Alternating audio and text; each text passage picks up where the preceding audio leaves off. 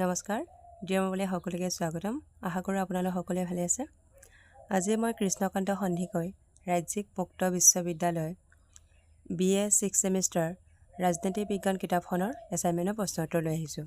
4 number প্ৰশ্নটো হৈছে প্ৰশাসনিক সংস্কাৰৰ অৰ্থ ব্যাখ্যা কৰক আৰু প্ৰথম প্ৰশাসনিক সংস্কাৰ আয়োগ 1966 ৰ উদ্দেশ্য আৰু পৰামৰ্শসমূহ আলোচনা কৰক প্ৰশাসনিক সংস্কাৰৰ অৰ্থ বুলিলে ক'ব পাৰি যে যি সজাগ গ্ৰহণযোগ্য পৰিৱৰ্তিত ব্যৱস্থা যিয়ে লোক প্ৰশাসনৰ সংগঠন বা গাঠনিক পৰিৱৰ্তন সাধনৰ উপৰিও ইয়াৰ গুণগত আৰু কাৰ্যক্ষেত্ৰত উন্নয়ন সাধন কৰে প্ৰথম প্ৰশাসনিক সংস্কাৰ আয়োগ 1966 ৰ উদ্দেশ্য নম্বৰ 1 যোগ্যতা আৰু কৰ্তব্যৰ প্ৰকৃতি আইন দায়বদ্ধতাৰ ভিত্তিত প্ৰশাসনিক ব্যৱস্থাৰ একত্ৰীকৰণ নম্বৰ 2 দ্বিতীয় শ্ৰেণীৰ নিয়োগৰ ধাৰাবাহিকতাৰ ব্যৱস্থা কৰা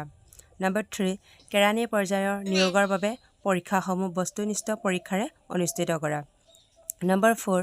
কেন্দ্ৰীয় চৰকাৰৰ অধীনৰ কিছুমান নিযুক্তি ৰাজ্যিক চৰকাৰৰ অধীনৰ বিষয়াসকলৰ পৰা সম্পূৰ্ণ কৰা নম্বৰ 5 আয়োগে কেন্দ্ৰীয় মন্ত্ৰীসভাৰ আকাৰ সৰ্বাধিক প্ৰধানমন্ত্ৰীক লৈ 16 জন আৰু কেন্দ্ৰীয় মন্ত্ৰী পৰিষদৰ আকাৰ 40 আৰু 45কৈ অধিক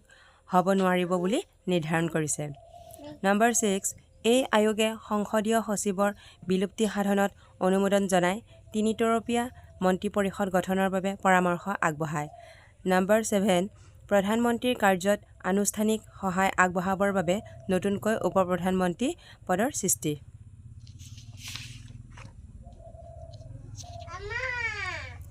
প্ৰথম প্ৰশাসনিক সংস্কাৰ আয়োগ 1966 ৰ পৰামৰ্শসমূহ প্ৰশাসনিক সংস্কাৰ আয়োগে প্ৰস্তুত কৰা অধিক সংখ্যক পৰামৰ্শাৱলী পদ্ধতিগত প্ৰকৃতিৰ এই পৰামৰ্শাৱলীসমূহ কাৰ্যকৰী কৰিব চৰকাৰে কিছুমান নিৰ্দিষ্ট ব্যৱস্থা গ্ৰহণ কৰিছিল সেইবোৰ হ'ল নম্বৰ 1 কেন্দ্ৰীয় সচিবালয়ৰ কাৰ্য সম্পাদনৰ বাবে চৰকাৰৰ সন্মতি সাপেক্ষে আমোলা প্ৰশাসনৰ আৰম্ভণি কৰে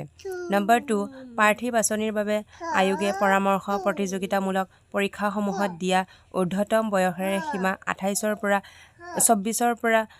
26 বৃদ্ধি কৰাটো গ্ৰহণ কৰে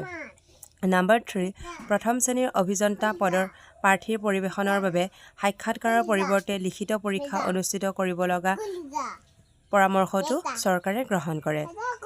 যদিও এই আয়োগৰ কাৰ্যাৱলীয়ে বহু ক্ষেত্ৰত আকৰ্ষিত কৰিছিল ইয়াৰ কিছুমান পৰামৰ্শাৱলী কাৰ্যকাৰীও হৈছিল তথাপিও ইয়াৰ কিছুমান অংশত আয়োগৰ ভূমিকা সমালোচিত হৈছিল বহু সমালোচকৰ মতে এই আয়োগে প্ৰদান কৰা পৰামৰ্শাৱলীসমূহ ইমানেই বিশাল আৰু ব্যাপক আছিল যে তাক কাৰ্যকৰী কৰিবৰ বাবে আন বহু আয়োগৰ পৰামৰ্শাৱলীৰ প্ৰয়োজন হৈছিল আন বহু সমালোচকৰ মতে এই আয়োগে প্ৰদান কৰা পৰামৰ্শাৱলীসমূহ বাস্তৱসন্মত আছিল আজিলৈ ইমানতে এৰিছোঁ পুনৰ লগ পাম অন্য এটা ভিডিঅ'ৰ সৈতে